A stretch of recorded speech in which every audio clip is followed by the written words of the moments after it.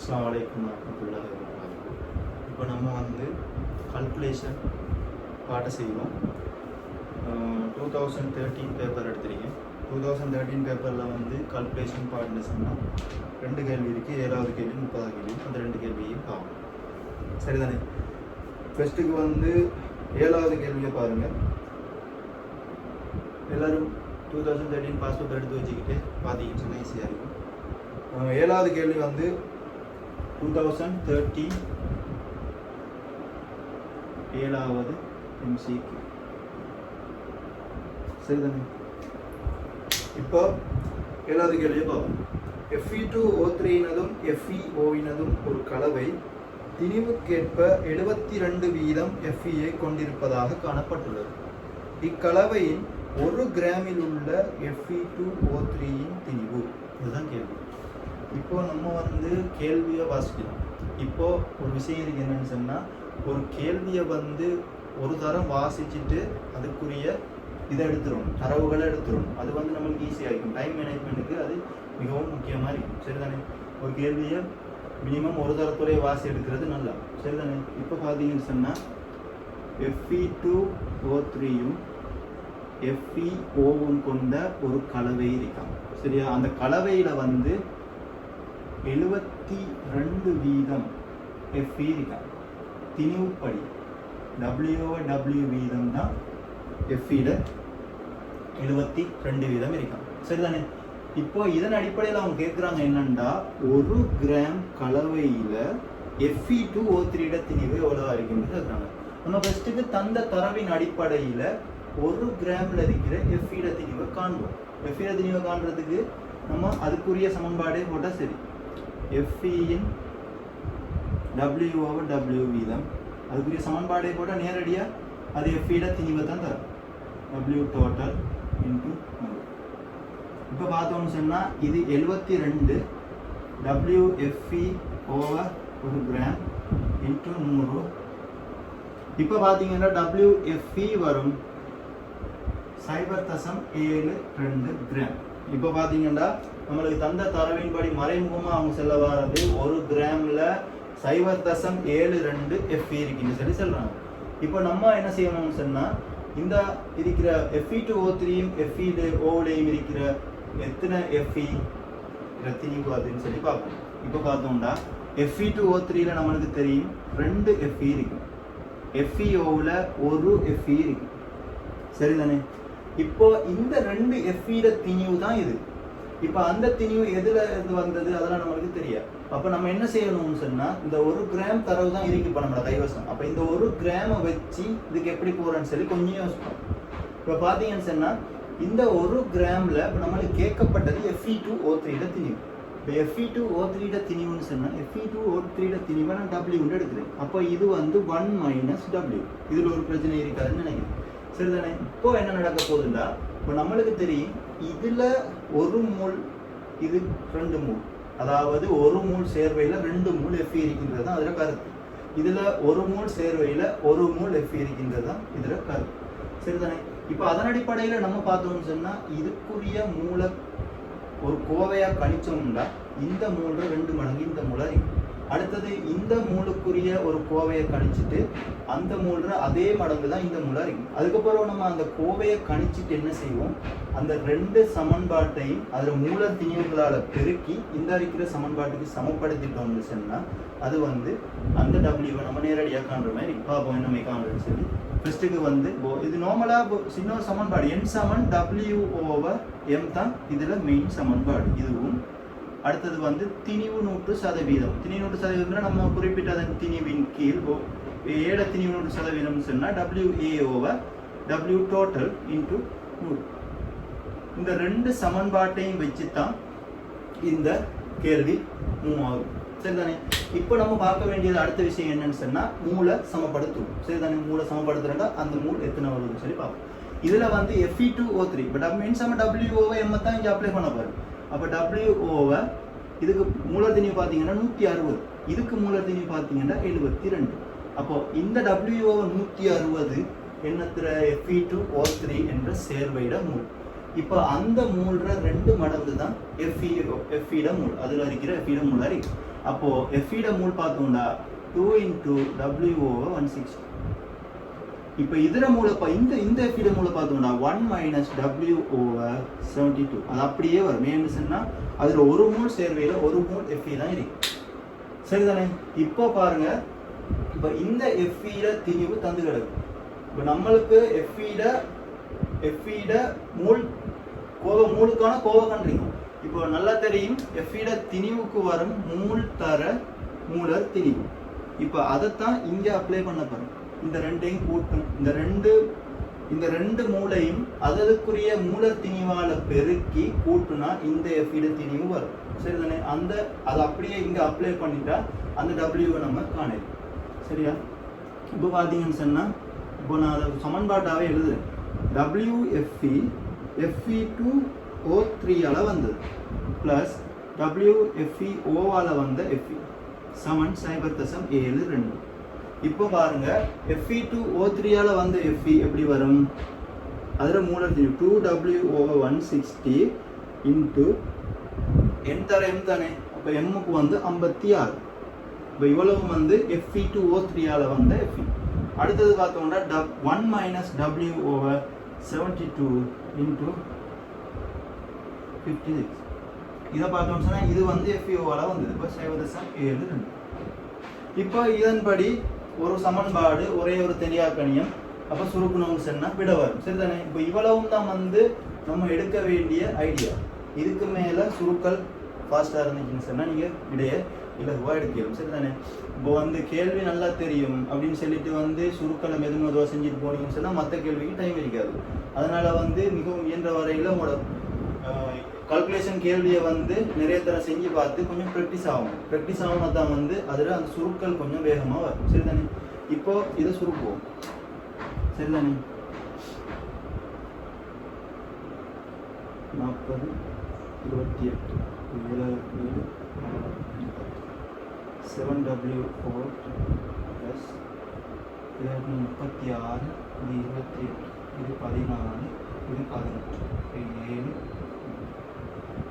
7 minus 7W over சமன் 0.72. இது அப்படியே மேலே எழுதுறேன். இங்கே இதில் எழுதுறேன் 7W. இப்போ இதில் வந்து நம்ம 90 கோமாசி 90 எடுக்கிறோம். 90 எடுத்தோம்னு சொன்னால் 7W plus 70 minus 70W சமன் 0.72. இப்போ வந்து 70 minus 63W. இந்த 9 இங்கே வந்து பெருக்குனுச்சுன்னா 63. அப்போ 70 minus 7W சமன் 0.72 into 90. இப்போ வந்து W வரும் 72. 9 பெருக்கணும்ல 9 2 18 கெட்ட போகுதுன்னு நினைச்சோம். 44. அப்போ 64.8. அப்போ 70 64.8 கழிச்சு 70ல இருந்து 7 பிரிக்கிறது சமனா வரும். இப்போ 70 64.8 போனா 5.2. இப்போ 7 இதை பிரித்தோம்னு சொன்னா 0.52ல 7. இப்போ இன்னொரு விஷயம் இருக்கு என்னன்னு சொன்னா, நம்ம வந்து MCQ தானே செய்யறோம். MCQ செய்யக்குள்ள வந்து இந்த இடத்துல நம்மளுக்கு இவ்வளவு சுருக்கிட்டு வந்து முதலாவது சமாதானத்திலே 0.7 வந்துட்டு 0.7 வந்தா 0.7ல 5 விடையில பாத்தீங்கன்னு சொன்னா 4வது விடையில நீங்க 0.7. அப்ப அதனால வந்து அதுக்கு அடுத்ததையும் சுருக்கி மெனக்கிறதுக்கு அந்த அளவுக்கு நம்மளுக்கு தேவையில்லை. அதனால வந்து நம்ம அதுக்குரியது மாதிரி அந்த 4வது ஆன்சரே பார்ப்போம். 4வது ஆன்சர் தான் விடையா வரும். ஏன்னு சொன்னா இப்போ அடுத்த சுருக்கணும்னு சொன்னா 4 வரும். 30 சொல்லக்குள்ள 4. சரியா? இதுவளவுதான் இந்த கேள்வி. சரிதானே? இந்த கேள்வியில வந்து பெருசா ஒரு விஷயம் இல்லை. இந்த 2 சமன்பாட்டையும் அப்ளை பண்ணிருக்கேன். அவ்வளவுதான் விஷயம். சரிதானே? திணிவு உட்முற்று விகிதத்தையும் அந்த மூல் பங்கிடப்படுற விகிதத்தையும் அப்ளை பண்ணிருக்கேன். அவ்வளவுதான் விஷயம். சரிதானே? இப்போ வந்து நம்ம அடுத்த கேள்வி, இப்போ அடுத்து வந்து 30வது கேள்வியை கொஞ்சம் பாருங்க எல்லாரும்.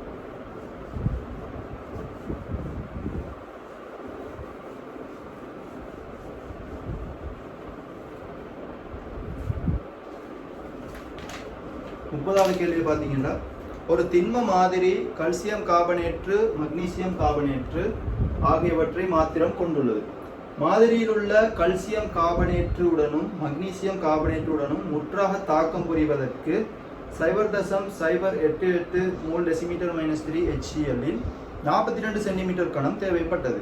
வடிதிரவத்தை ஆவியாக்குவதன் மூலம் பெறப்பட்ட தாக்கத்தில் உண்டான நீரற்ற குளோரைட்டு உப்புக்களின் நிறை 0.19 கிராம் ஆகும்.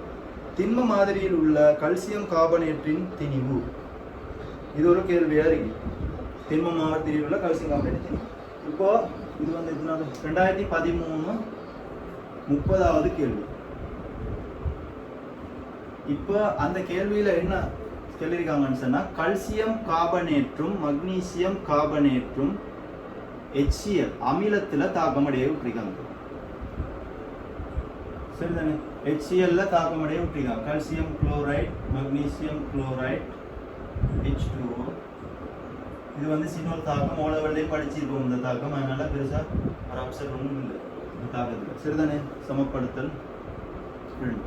இப்போ கல்சியம் கார்பனேட் மக்னீசியம் கார்பனேட் இதோட தாக்கமடைய விடப்படுவது HClக்கு வந்து தரவு வந்திருக்கிற உப்புக்கள் நிறைக்கும் தரவு இருக்கு. அதுல இருந்து நமக்கு ஐடியா எடுக்கணும்.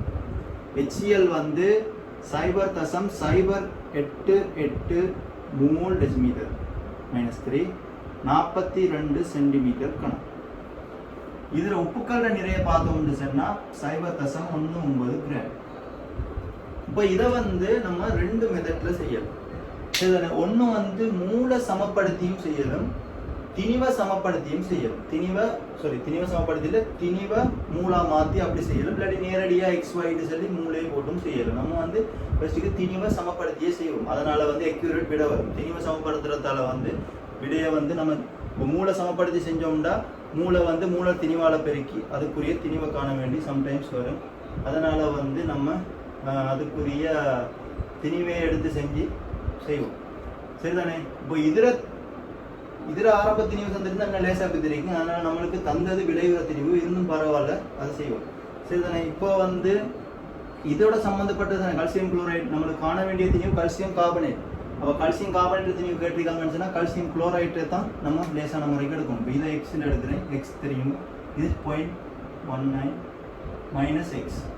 சரியா? இப்போ பார்த்தோம்னா இப்போ இதர மூல் பீசமானம் எல்லாருக்கும் தெரிஞ்சிருக்கும். பீசமானப்படி இதர ஒரு மூல் இதுல 2 மூல் தாக்கம் அடைஞ்சா இதுல ஒரு மூல் உருவாகும். அதே மாதிரி இதுல 2 மூல் தாக்கம் அடைஞ்சா இதுல ஒரு மூல் உருவாகும். அதனால வந்து பீசமான ரெண்டுக்குமே சமன்.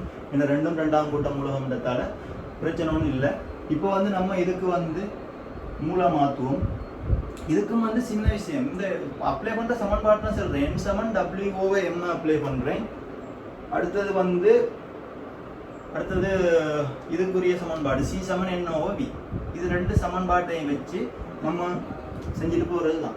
சரிதானே? இப்போ வந்து பார்த்தீங்கன்னு சொன்னா 24/71 95 இதர மூல். சரிதானே? இதர மூல் வந்து 95 வரும். இப்போ இதுக்கு மூளை கண்டுட்டோம். இப்போ இங்க இருந்து இங்க போக்குல வந்து அந்த மூல் அப்படியே டபுள் மடங்கு ஆகும். சரிதானே? 2x இன் கீழ் 111 அங்கால வரப்போது 0.19 -x/95 into 2. இப்போ பாருங்க, இது ரெண்டுரையும் மூல் கோவை அடிப்படையில் கண்டிருக்கும்.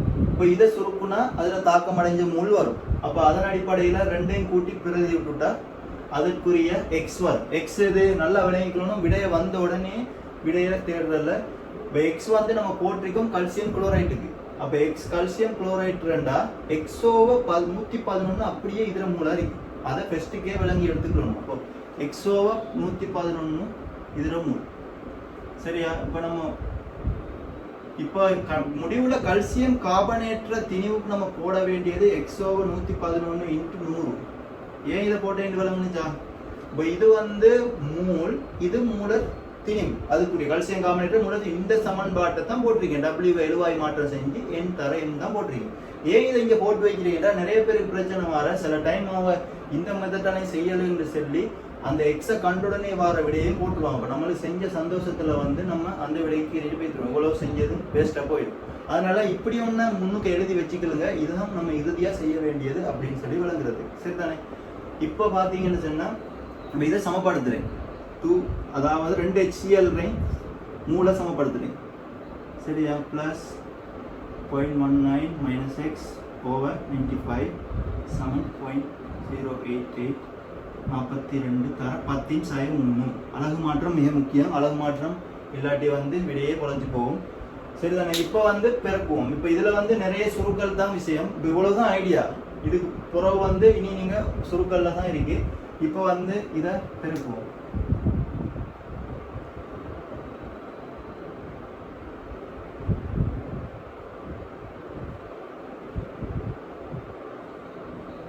மூணு தசம் 696 அது அண்ணளவா 3.7 தர 10/3. இப்போ இதை பார்த்தீங்கன்னு சொன்னா இது 2x plus 95 மேலே இந்த ரெண்டை பெருக்கிடுவோம் 0.38 minus 2x. சரி, இப்போ வந்து நம்ம இது ரெண்டையும் ஃபோமாசி எடுத்து மேலே பெருக்குவோம். மேலே அதற்குரிய மாதிரி பெருக்கி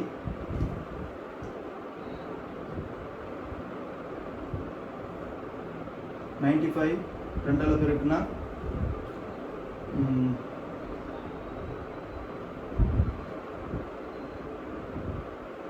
190x plus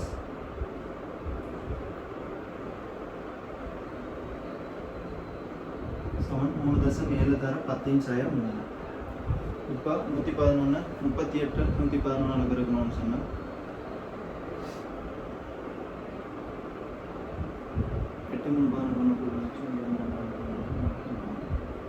42.18 190x plus 42.18 minus 122x சமம் 3.7 இந்த 111 தர 95 தர 10/3 இருக்கும்.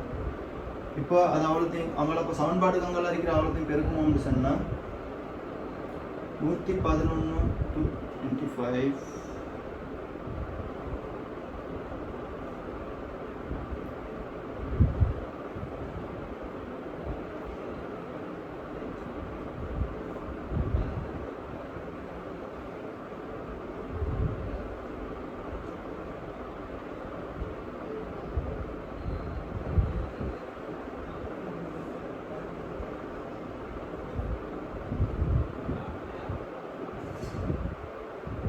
சரியா வரும் வந்து 3.7 1 அது 10/3 அப்போ 39 வருது. 222x minus 190x சமம் 42.18 minus 39. இந்த 42க்கு மட்டும் தட்டினாலும் பிரச்சனை இல்லை. பாப்போம். 222 minus 32 சாரி 190x வந்து 32x வரும். அப்போ 42.18 39 கழிச்சோம்னு சொன்னால் 8 1 12 9 போனால் 3.18 x சமம் 3.18 32. இப்போ 318 32ஆல பிரிப்போம். இப்போ பிரிக்கக்குள்ள இன்னொரு விஷயம் என்னன்னு சொன்னா, இப்போ நேரடியாக விளங்க வேண்டிய விஷயம் 3.18 சொன்னா அது வந்து இப்போ மட்டம் தட்டணும். இந்த ஒன்று மட்டம் தட்டணும்னா 3.2 தான். அப்போ அன்னளவா வந்து இது 1.1 வரும். சரிதானே? பிரச்சனை இல்லை, பிரிப்போம். 1 தான் வந்து பிரிச்சோம்னு சொன்னா 0.09 அப்படின்னு வரும். அப்போ நம்ம இதை மட்டம் தட்டிட்டோம்னா 0.1 வரும். சரிதானே? ஏன் இங்கே மட்டம் தட்டி தானே இருக்கும். மட்டம் தட்டாட்டி அதுக்குரிய பெருமானம் வந்திருக்கு. நம்ம மட்டம் தட்டி இருக்கும். அதனால 0.1. இதை மட்டம் தட்டாமே செஞ்சு பாருங்க, அதை விட வரும். சரிதானே? நான் பேசிக்கு மட்டம் தட்டினேன். இல்லை நிறைய சுருக்கல்கள் வாரத்தால அதுக்கு மட்டம் தட்டி வச்சு இதை பார்த்தீங்கன்னா 3.18 வந்து 3.2 தான். அது அப்போ 0.1 எக்ஸ். இப்போ நம்ம கடைசியாக செய்ய வேண்டியது இருந்தால் எழுதிருக்கேன், கல்சியம் கார்பனேற்ற திணிவை காண்றதுக்கு இதுதான் வழி. இப்போ வந்து கல்சியம் கார்பனேற்ற திணிவை காணுவோம்.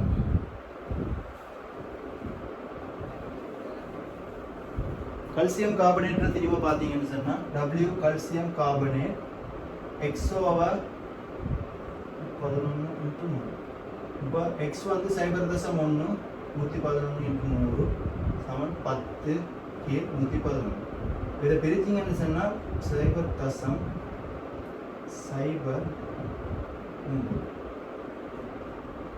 இப்படி வந்துவிடும். சரியா? இப்போ இதுல வந்து இந்த கேள்வியில பாத்தீங்கன்னு சொன்னா இன்னொரு மெத்தட் இருக்கு. இந்த மூளை சமப்படுத்தி செய்யறது. மூளை சமப்படுத்தி செய்யறதுல வந்து அக்யூரேட்டா அந்த விட வருதில்லை. நானும் அதை செஞ்சு பார்த்தேன், அந்த விட வருதில்லை. இந்த மெத்தட் வந்து உங்களுக்கு சரியா இருக்கு. ஏன்னா திணிவு சம்பந்தப்பட்ட கேள்வியை வந்து இப்படி மூளை சாரி இது வந்து திணிவு சம்பந்தப்பட்ட கேள்வியை திணிவை வச்சே செஞ்சு போறது வந்து ஒரு அக்யூரேட்டான விட. நீங்க ஆன்சரை பார்த்தீங்கன்னு சொன்னா ஆன்சர்ல வந்து 0.05, 0.07, 0.09, 0.11 அதாவது எல்லாமே வந்து ஒரு அக்யூரேட் பெருமானத்துல இருக்கு. அதனால வந்து நம்ம மூல் மூலமா செய்யக்கொள்ள வந்து இப்படியான மட்டந்தட்டல்கள் செஞ்சு மூல் மூலமா செஞ்சு வரக்கொள்ள நிறைய பிரச்சனை வரும். சரிதானே? அதனால ஒரு அக்யூரேட் விட வராது. ஏன்னா இதுல எல்லாமே அக்யூரேட் விட இருக்கு, மட்டம் தட்டின விடைகள் இல்லை. அதனால வந்து நம்ம இந்த முறையில செய்யறது வந்து சிறந்ததா இருக்கு. இப்போ அடுத்தது வந்து நம்ம 2015ஆம் ஆண்டு பேப்பரை பார்ப்போம்.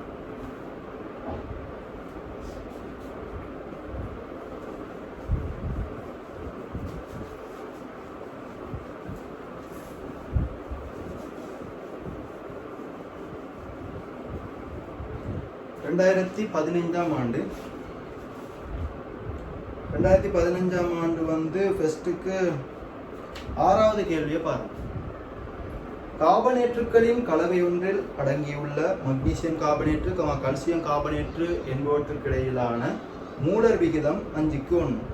இக்கலவையின் தெரிந்த திணிவொன்றை வெப்பமாக்கிய போது உருவாகிய CO2 ஆனது நியம வெப்பநிலையிலும் அமுக்கத்திலும் 134.4 டெசிமீட்டர் கணம் எனும் கனவளவை கொண்டிருக்கும். வெப்பமாக்கிய கார்பனேற்று கலவையின் திணிவு, அதாவது மொத்த திணிவை கேட்குறாங்க.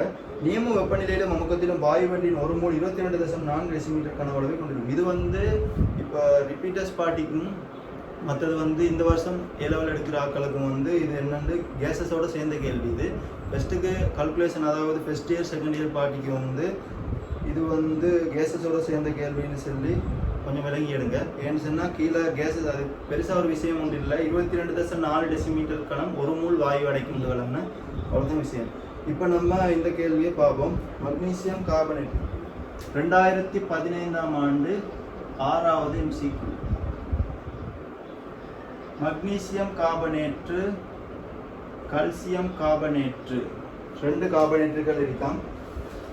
இப்போ அந்த 2 கார்பனேற்று என்ன செய்யுதுன்னு சொன்னால் வெப்பமாக்கக்குள்ள வந்து CO2 வாயு வெளியேறும். வெப்பமாக்கக்குள்ள ஹீட் பண்ணுறோம்னு சொன்னால் 2 கார்பனேற்று வெப்ப பிரிகையும் வந்து நம்மளுக்கு ஓலவெல்ல படிச்சிருப்போம். இப்போ CO2 வாயு வெளியாகுதாம். இந்த CO2 வாயுவோட கனவளவு 134.4 டெசிமீட்டர் கணம். இப்போ வந்து நம்ம இவங்க தந்த ஐடியா என்னன்னு சொன்னா இதுக்கும் 5:1 மூலர் விகிதம் 5:1 தந்துட்டு இதுக்கு மூல் காண்றதுக்குரிய வழி ஏற்படுத்திருக்காங்க. அதனால இது மிகவும் இலகுவா போய் இந்த கேள்வி முதல் 6வது கேள்வி இந்த தான் இவ்வளவு இலகுவா இதை போட்டு சரிதானே. இப்போ இதுல CO2 வந்து CO2 மூல காணும். இப்போ CO2 மூல காண்றது எப்படின்னா 22.4க்கு தான் ஒரு மூல், 22.4 டெசிமீட்டர் கணத்துக்கு தான் ஒரு மூல்ல 134.4 டெசிமீட்டர் கணத்துக்கு எவ்வளோ பார்த்தோம்னு சொன்னா 134.4 கீழே 22.4 இதை சுருக்கணும்.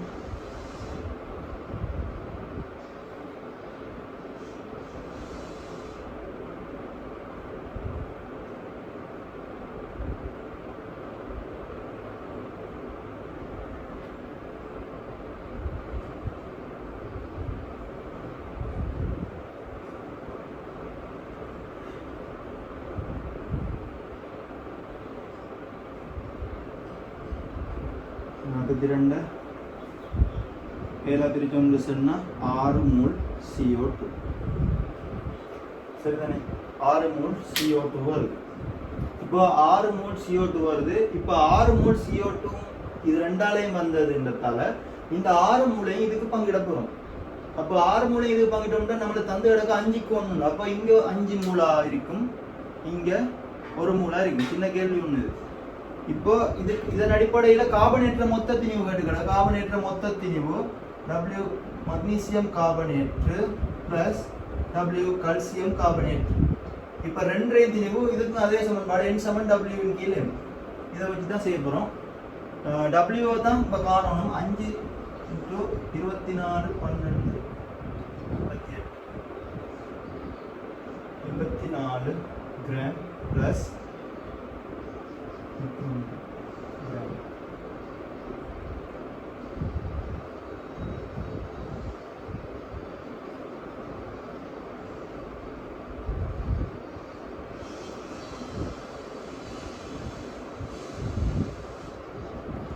520 கிராம் வருது.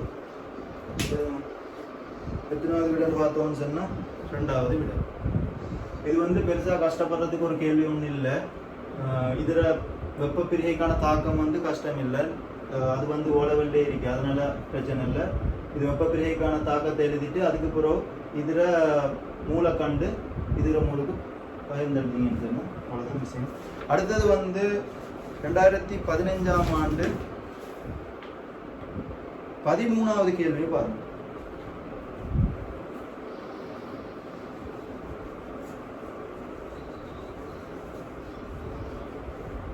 ரெண்டாயிரத்தி 15ஆம் ஆண்டு 13வது எம்சி.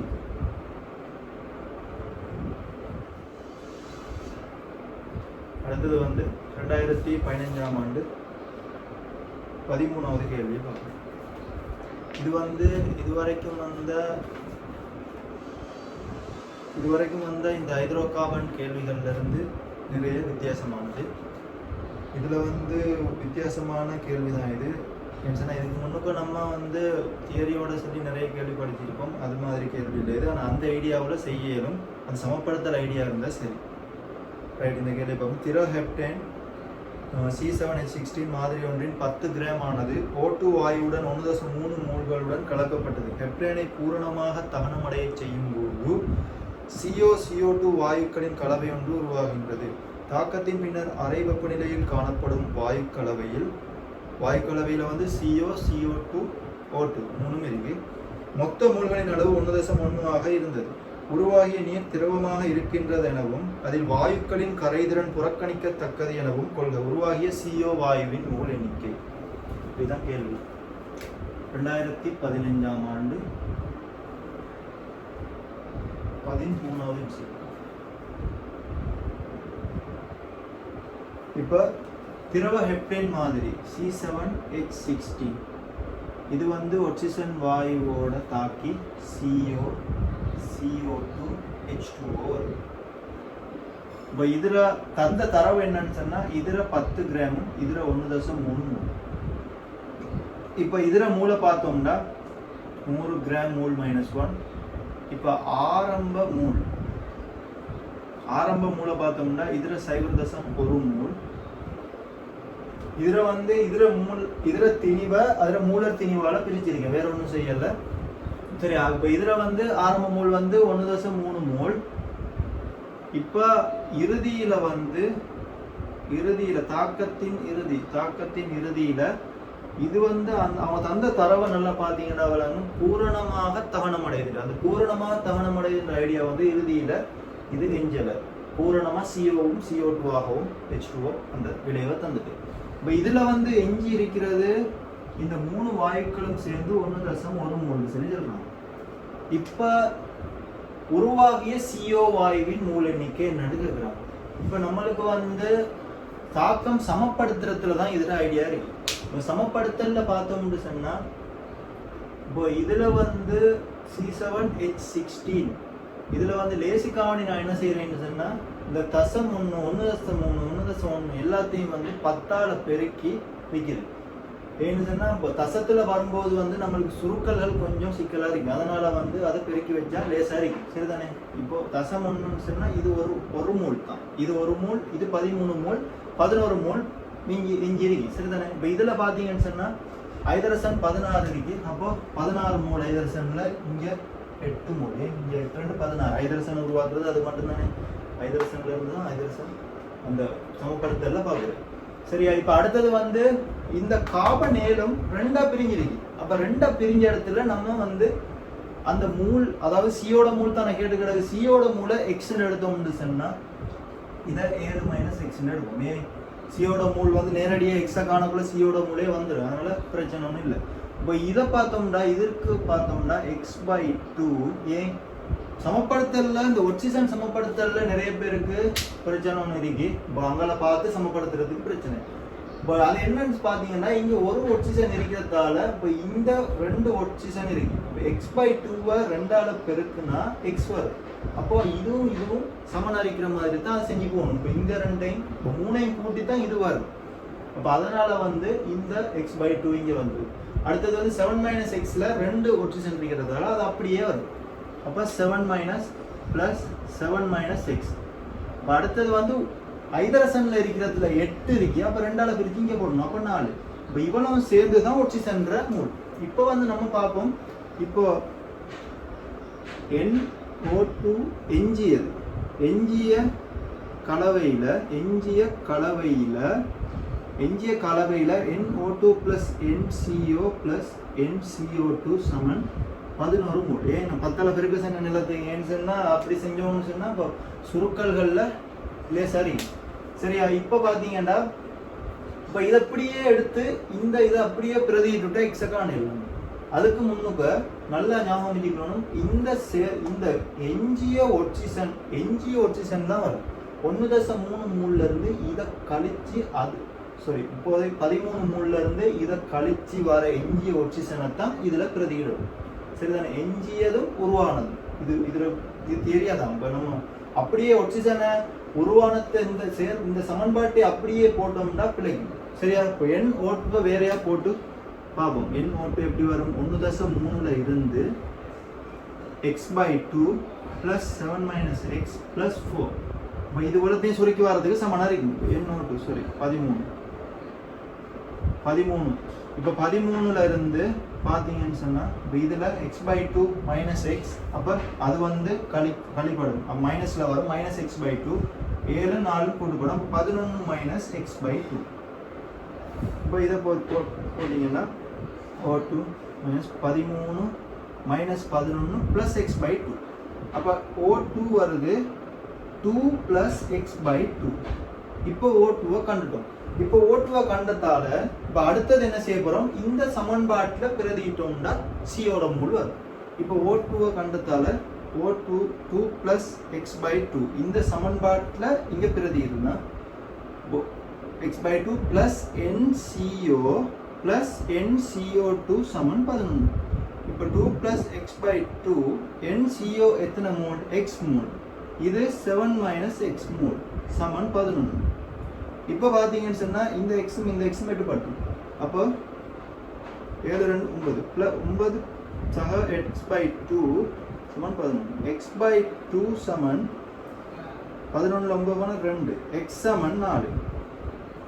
இப்போ 4 வந்திருக்கே. 4 வந்த நம்மளுக்கு இந்த இடத்துல நம்ம எல்லாத்தையும் 10ஆல பெருக்கிருக்கோம். இப்போ இதை 10ஆல பிரிச்சோம்னு சொன்னா இறுதி விட ஆகவே 0.4 ஆன்சர்ல எத்தனை ஆன்சர் பார்த்தோம்னா முதலாவது ஆன்சர் அதான். இப்போ இந்த கேள்வியில இதான் விஷயம். இந்த கேள்வியில இது ஒரு புதுவிதமான கேள்வி. இதுவரைக்கும் நான் இப்படி ஒரு கேள்வி கண்டதில்லை. இது ஒரு புதுசாக தான் இருந்துச்சு எல்லாருக்கும். அந்த இடத்துல அவங்க இதுக்கு முன்னுக்கு இந்த கேள்வியில செஞ்ச ஐடியாக்களை வச்சு தான் இந்த கேள்விக்கு நம்ம ஐடியா எடுக்கணும். சரியா? இந்த கேள்வி ஒரு வித்தியாசமான கேள்வி. பூரண தானம் அடைஞ்சுன்னு சொல்லி CO2 வந்தேன்னு சொல்லியிருக்காங்க. சரி, நான் இந்த 2 ஆண்டையும் சாய்ஸ் பண்ணதுக்கு காரணம் என்னன்னு சொன்னா இந்த 2 ஆண்டுல இந்த 4 கேள்வியும் நீங்க மற்ற ஆண்டுகளோட ஒப்பிட்டு பார்த்தீங்கன்னு சொன்னா நல்ல யோசிச்சு ஸ்டாண்டர்டான கேள்விகள். இன்னும் மேலதிகமாக நான் இன்னும் பாஸ் பேப்பர் செஞ்சு வீடியோ போடுவேன். அப்படி நீங்கள் உங்களுக்கு மேலதிகமாக இதில் தகவல் தெரிஞ்சுக்கணும் அப்படின்னு சொன்னால் நீங்கள் கமெண்டில் சொல்லுங்கள். நான் ஜூம் கிளாஸும் செய்கிறேன். ஜூம் கிளாஸில் ஜாயின் பண்ண விருப்பமானாக்கள் கமெண்டில் சொல்லுங்கள். அதுக்குரிய நீங்கள் தருவேன். மற்றது இன்னும் இன்ஷா அல்லாஹ் அடுத்த யூனிட்ஸ் கால்குலேஷன் கேஸஸ் அப்படி யூனிட் வைஸாக செஞ்சிட்ருக்கேன். நீங்களும் ஜாயின் ஆக விருப்பம்ல. அஸ்ஸலாமு அலைக்கும்.